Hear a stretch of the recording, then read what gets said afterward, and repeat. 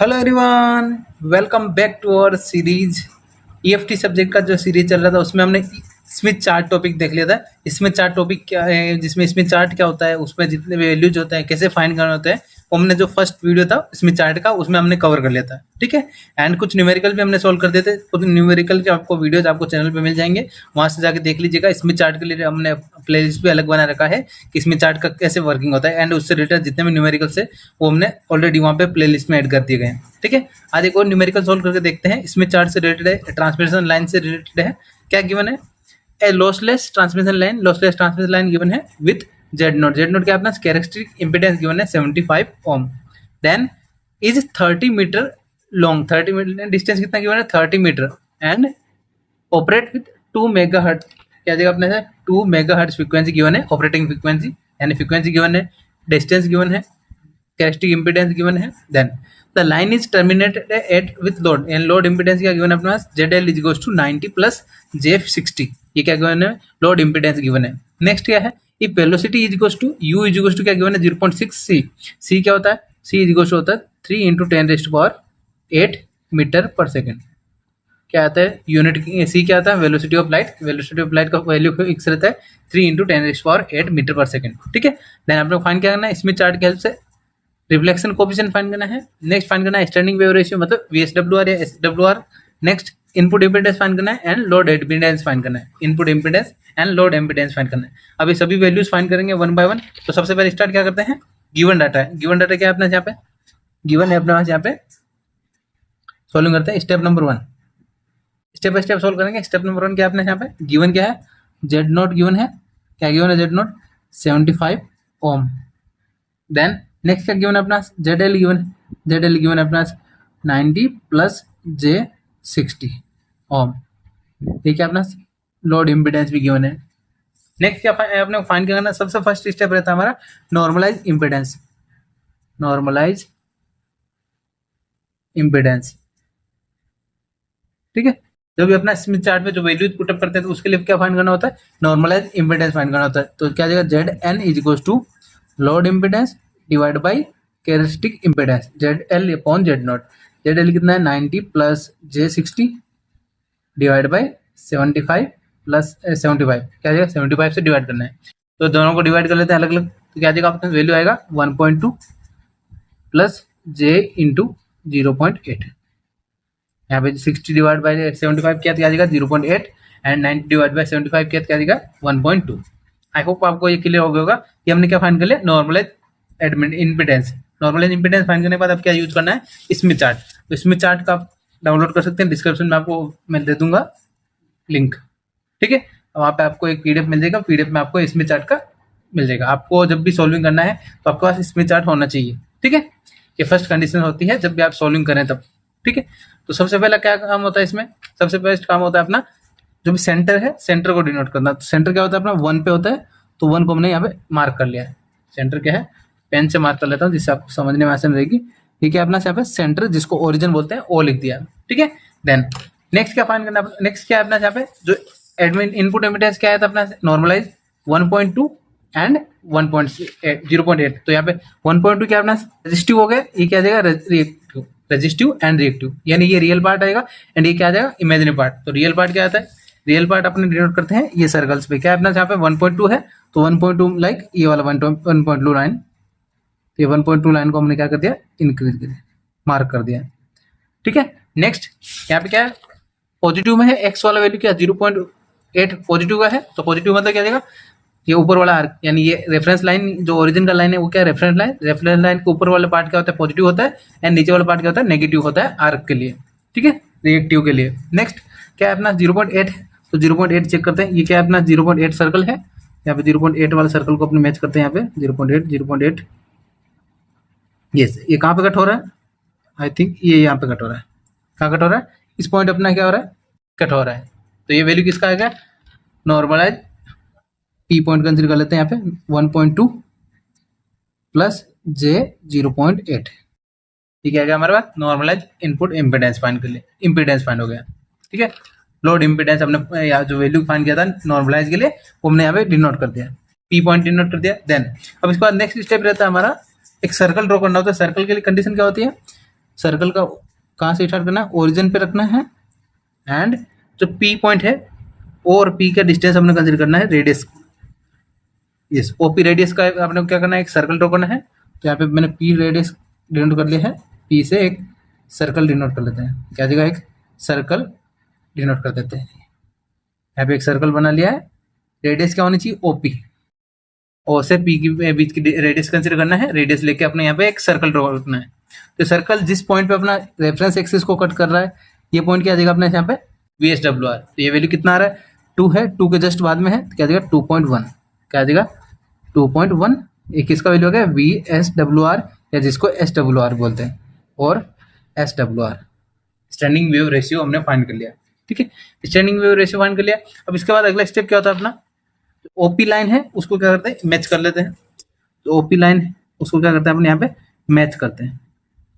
तो OP line को मैंने यहाँ पे इंक्रीज कर दिया, मैच कर दिया। ठीक है, ये ओपी लाइन क्या कर दिया हमने, मैच कर दिया। तो ओपी लाइन मैच करने के बाद अपने क्या चेक करना होता है, इसको हमने पी डेस कंसिडर, ये पी डेस कंसिडर कर लेते हैं। पी को पी से अपने आप क्या कर दिया, यहाँ पे इंक्रीज कर दिया। ठीक है, वैल्यू को हमने मैच कर दिया। देन अब यहाँ से अपने को क्या वैल्यू मिलेगा, एक तो अपने को वैल्यू मिलेगा एंगल का। एंगल कितना मिलेगा यहाँ पे, एंगल कौन सा, रिफ्लेक्शन कोएफिशिएंट का एंगल क्या आ जाएगा यहाँ पे, ये चेक करना है। ये जो थर्ड वाला लाइन है, अंदर वाला अपना सेकंड रो है, क्या आ जाएगा 40, 50, 51, 52, 53, 54, 56, 55, 56, ये क्या आ जाएगा 56 डिग्री।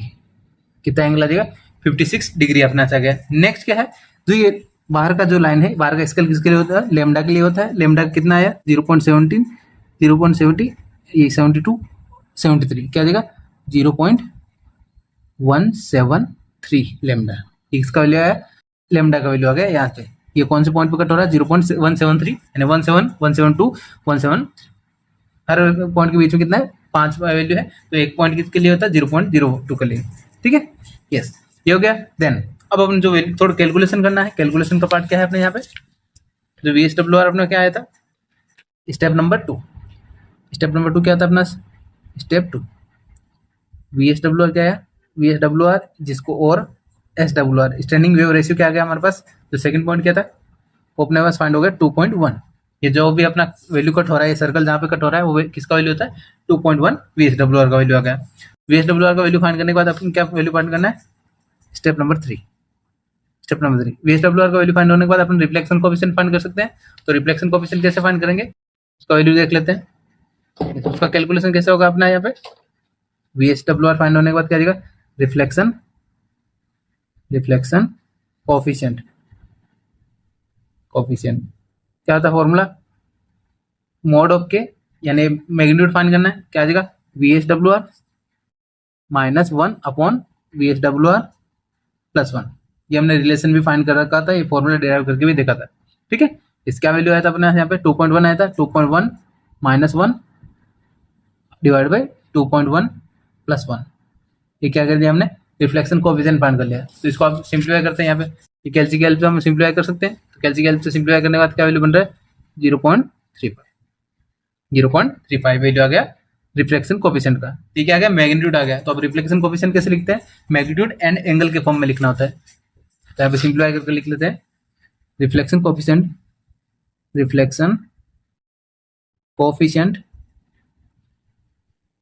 इज इक्वल टू क्या आ जाएगा अपने 0.35, एंड जो एंगल क्या आया था अपना रिफ्लेक्शन कोएफिशिएंट का एंगल क्या आया था अपने यहाँ 56 आया था। जो वैल्यू आया था यहाँ पे 56 वो यहाँ पे पुटअप करना है, एंगल 56।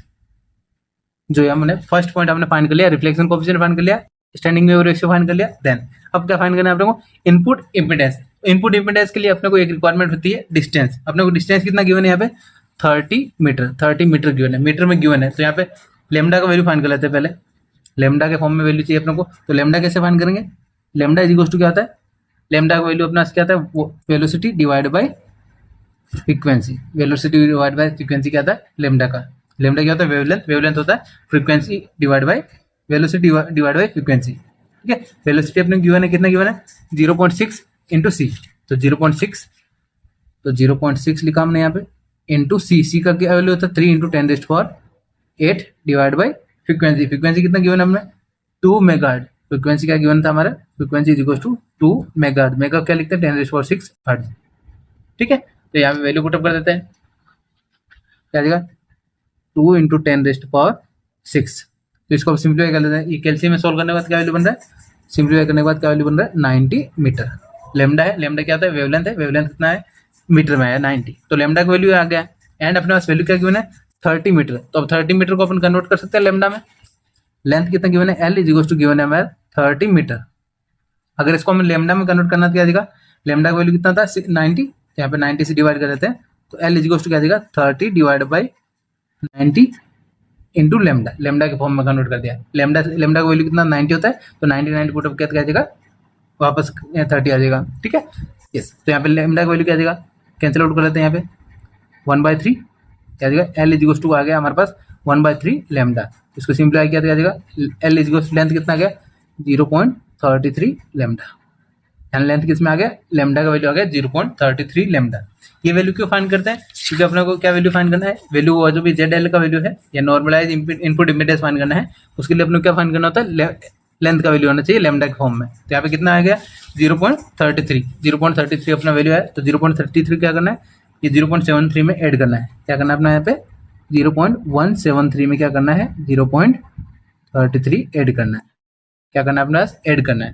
तो ऐड करने के बाद क्या वैल्यू बनेगा, ऐड करने के बाद सिंप्लीफाई कर लेते हैं, यहाँ पे क्या देगा इस 3 एंड 10 5 0.503 लेमडा, ठीक है। यस, अब अपना जो भी सर्कल होता है, सर्कल जो भी सर्कल है वो कितना आता है 0.5, देन अगेन वापस क्या आता है 0.5, तो यहाँ पे 0.5 के लिए क्या देगा अपना यहाँ पे 0.503, तो 503 कहाँ से आएगा, यहाँ पे चेक करते हैं 503 का वैल्यू क्या आएगा। यस, जो रेफरेंस लाइन है वो किसको डिनोट कर रही है 0.5 को डिनोट कर रही है, यानी 0.49 0.49 0.5 0.50 आ गया। देन यहाँ पे क्या देगा 0.50 से जस्ट आगे क्या है 0.502, देन ये आ गया 0.503, तो ये वैल्यू किसका आ गया 0.503, क्या गया 0.503 लेमडा, 0.503 लेमडा आ गया इस पॉइंट पर, ठीक है। अब ये पॉइंट फाइंड करने के बाद ये यहाँ पे हमने क्या कर दिया, यहाँ पे ये जो वैल्यू है कंप्लीट क्लॉकवाइज सर्कल में अपने को रोटेट करना है, क्योंकि अपने लेंथ क्या गिवन है लोड के अकॉर्डिंग गिवन है, तो यहाँ पे 0.503 मैच कर दिया, ठीक है। अब अपने क्या करना है ओरिजिन से मैच करना है, इसको किससे मैच करना है, ओरिजिन से कनेक्ट करना है, क्या क्या हमने यहाँ पे कनेक्ट कर देते हैं 0.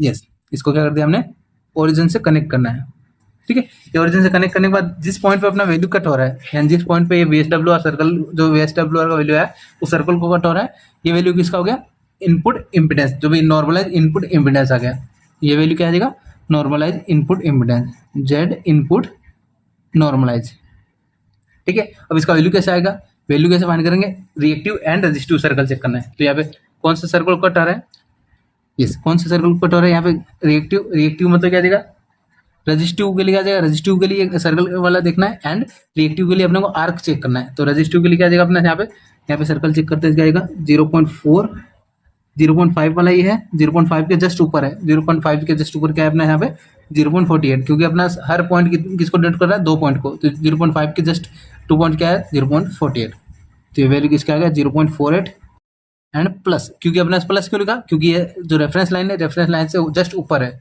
ऊपर का वैल्यू क्या आता है रिएक्टिव में पॉजिटिव में आता है, प्लस जे इंटू, अब ये कौन सा सर्कल को आर्क को कट हो रहा है, तो यहाँ पे चेक करते हैं आर्क कौन सा कट हो रहा है, यस यहाँ पे क्या आ रहा है 0.01 यस 0.01 यहाँ पे है, जस्ट इसमें क्या आ जाएगा 0.02 0.03 0.33, क्या देगा ये वैल्यू किसको आएगा 0.033 0.033, ये क्या आएगा अपना यहाँ पे वैल्यू आ गया रिएक्टिव सर्कल 0.033 जे, ठीक है। ये मैच करना है, ये वाला आर्क, ये आर्क क्या होता है, ये आर्क मैच करनी है 0.03 क्या देगा ये वाली वैल्यू होगी, एंड जस्ट इसके आगे है तो यहाँ पे ये वैल्यू मैच, राइट, ये वैल्यू मैच हो गया। ये वैल्यू किसका वैल्यू है इनपुट इम्पिडेंस, तो इनपुट इम्पिडेंस वैल्यू आ गया, तो अपने यहाँ पे वैल्यू फाइंड करते हैं, क्या देगा नॉर्मलाइज इनपुट इम्पिडेंस, क्या है अपना यहाँ पे स्टेप नंबर 4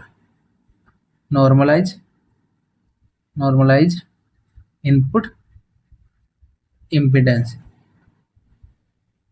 क्या है अपना यहाँ पे जिसको डिनोट करते हैं जेड एंड डिवाइड या जेड सोर्स या सोर्स बोलो या इनपुट बोलो divide by Z0 is equal to क्या वैल्यू है अपना, जो वैल्यू है क्या वैल्यू है अपना फाइंड 0.48 प्लस जे इंटू 0.033, ये वैल्यू क्या आ गया हमारे पास, नॉर्मलाइज फॉर्म आ गया। नॉर्मलाइज फॉर्म अपने को रिक्वायर्ड किसकी है, ZS, यानी इनपुट इम्पीडेंस की रिक्वायरमेंट है। तो इनपुट इम्पीडेंस क्या देगा, इनपुट इम्पीडेंस इम्पीडेंस ZS या Z input is equal to 0.48 plus J into 0.033, किसके साथ मल्टीप्लाई करना है आपको, जेड नोट से। जेड नोट क्या करेगा, यहाँ पे मल्टीप्लाई करेंगे। जेड नोट का वैल्यू क्या गिवन है, 75 गिवन है। 75 से यहाँ पे मल्टीप्लाई कर लेते हैं, 75 से मल्टीप्लाई कर लिया। तो 75 से मल्टीप्लाई करने के बाद क्या वैल्यू बन रहा है यहाँ पे, 75 से मल्टीप्लाई करते हैं तो यहाँ पे वैल्यू बनेगा अपना यहाँ पे ZS या Z input is equal to 36, क्या देगा 0.48 मल्टीप्लाई हुआ 75 के साथ 0.36 प्लस J इंटू 2.475, ये वैल्यू आ गया, मल्टीप्लाई कर दिया। ठीक है, देन ये किसका वैल्यू है हमारा, इनपुट इम्पीडेंस। इसका यूनिट क्या होता है, ओम। यहाँ पे यूनिट भी लिख दिया हमने, ओम। ठीक है, यूनिट क्या हो गया, ओम। ये हमने फाइंड कर लिया इनपुट इम्पीडेंस, यानी थर्ड पॉइंट हमने फाइंड कर लिया। नेक्स्ट क्या अपना load admittance. Load admittance find करना है। एडमिटेंस कैसे फाइंड करते हैं, यस। अब जो हमारा ये वैल्यू है इसको हमने कंसीडर कर लिया डी पॉइंट। अब इस जो भी अपना इनपुट इम्पीडेंस का फॉर्मूला आया था, ये जो वैल्यू आया उसको हमें इंक्रीज करना है या यहाँ पे मैच करना है, थोड़ा सा आगे बढ़ाना है इसको ओरिजिन की लाइन से। जस्ट क्या है अपना यहाँ पे, ये मैंने इंक्रीज किया यहाँ पे, जस्ट ये क्या करना है अपने को, यहाँ पे इंक्रीज करना है वैल्यूज को आगे। ठीक है, ये वैल्यू को क्या कर दिया हमने, आगे बढ़ा दिया, लाइन को क्या कर दिया, आगे बढ़ा दिया। इसको जस्ट थोड़ा सा आगे बढ़ाना है, ये आगे बढ़ा दिया। ठीक है, अब ये जिस पॉइंट पे कट हो रहा है, ये पॉइंट क्या होता है अपना यहाँ पे, नॉर्मलाइज इनपुट या लोड एडमिटेंस। ये वैल्यू क्या देगा अपना यहाँ पे, नॉर्मलाइज लोड एम्पिडेंस। वाई से डिनोट करते हैं एडमिटेंस को, एंड नॉर्मलाइज है तो नॉर्मलाइज YN लिख दिया। ठीक है, अब इसका वैल्यू कैसे फाइंड करेंगे, सबसे पहले अपने क्या करना है, रेजिस्टिव सर्कल। रेजिस्टिव सर्कल मतलब R वाला सर्कल। तो यहाँ पे कितना है ये चेक करते हैं, यहाँ पे क्या देगा, यस जिस पॉइंट पर कट हो रहा है क्या देगा, यस ये वैल्यू क्या देगा 0.2, एंड यहाँ पे मैच करते हैं 0.2 0.3 के बीच में, 0.2 के बाद जस्ट क्या है 0.02, क्या देगा 2.2 आएगा, 2 के बाद क्या आएगा 2.2। तो ये वैल्यू किसका आ गया 2.2। ये क्या हो गया रेजिस्टिव सर्कल, यानी ये राउंड वाला सर्कल क्या देगा 2.2 मैच हो रहा है। देन रिएक्टिव क्या देगा, रिएक्टिव क्या देगा, यहाँ पे आर्क चेक करना है। आर्क कैसे आएगा, आर्क चेक करते हैं यहाँ पे 0.24, क्या देगा 0.2 वाला लाइन ये है, एंड 0.2 के जस्ट आगे है, 0.02 के आगे है जस्ट, क्या देगा अपने यहाँ पे ये आर्क क्या देगा 0.02, क्या देगा 0. प्लस ये प्लस के नेगेटिव आ गया, यहाँ पे क्यों आ गया नेगेटिव, क्योंकि ये क्या जो रेफरेंस लाइन है, रेफरेंस लाइन से जस्ट नीचे है, तो यहाँ पे क्या देगा नेगेटिव में। आर क्या होता है, जो रिएक्टिव पार्ट है नेगेटिव हो जाता है, नेगेटिव J इंटू यहाँ पे वैल्यू क्या देगा, यहाँ पे वैल्यू चेक करेंगे तो अपना क्या देगा रिएक्टिव सर्कल का 0.2 के जस्ट बाद में है 0.02 का क्या वैल्यू आएगा 0.246 यानी 0.246, ये वैल्यू आ गया। ये 0.2 वाला सर्कल का आर्क के जस्ट नीचे है, तो इसको मैच करेंगे। मैच करने के बाद जो वैल्यू आएगा वो यहाँ पे वैल्यू पुटअप कर दिया। ठीक है, ये क्या आएगा अपना नॉर्मलाइज एडमिटेंस का वैल्यू हो गया, नॉर्मलाइज एडमिटेंस। यस, अपने को फाइंड क्या करना है, लोड एडमिटेंस फाइंड करना है। लोड एडमिटेंस, लोड एडमिटेंस क्या आ जाएगा ZL Y इनपुट या Y load, Y load find करना है। Y लोड किसकी इक्वल होगा, नॉर्मलाइज डिवाइड बाय इनपुट जो है कैरेक्टरिस्टिक एडमिटेंस है, कैरेक्टरिस्टिक इनपुट जो वैल्यू है वो यहाँ पे पुटअप करना है, Z नॉट से डिवाइड करना है। तो YL इज इक्वल टू क्या देगा YN कितना आया था हमारे पास, नॉर्मलाइज वैल्यू आया था 2.2 minus J into 0.246 divide by क्या करना है अपने यहाँ पे Z नोट कितना था अपना 75 था, तो 75 डिवाइड में लिख दिया। ठीक है, अब इसको सिंप्लीफाई कर लेते हैं।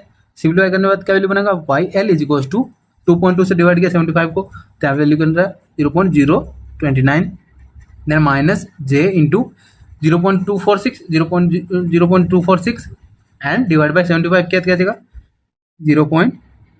3.26 इंटू 10⁻³ वैल्यू आ गया। ठीक है, ये किसका आ गया J में। अब इसको थोड़ा और सिंप्लीफाई करने में क्या देगा YL is equal to 0.029 minus J into, अब इसको थोड़ा सिंप्लीफाई करेंगे क्या देगा 2.2 को क्या लिख सकते हैं यहाँ पे 3, 10⁻³ है, तो 10⁻³ क्या देगा 3 पॉइंट छोड़ के 0 लगा देते हैं 0.0033। ये 33 क्यों लिखा है यहाँ पे 2 के बाद में 6 है, यानी 5 से ज्यादा है, तो क्या कर दिया हमने 0.03, एंड 2 का क्या कर दिया 3 कर दिया। यस, आई होप ये आपको समझ में आ गया। ये क्या आपने यहाँ पे नॉर्मलाइज या लोड एडमिटेंस फाइंड कर लिया। लोड एडमिटेंस क्या था, फॉर्मूला यूनिट क्या था, गामा या ओम इनवर्स, क्या था ohm inverse unit for YL, ठीक है, लोड एडमिटेंस।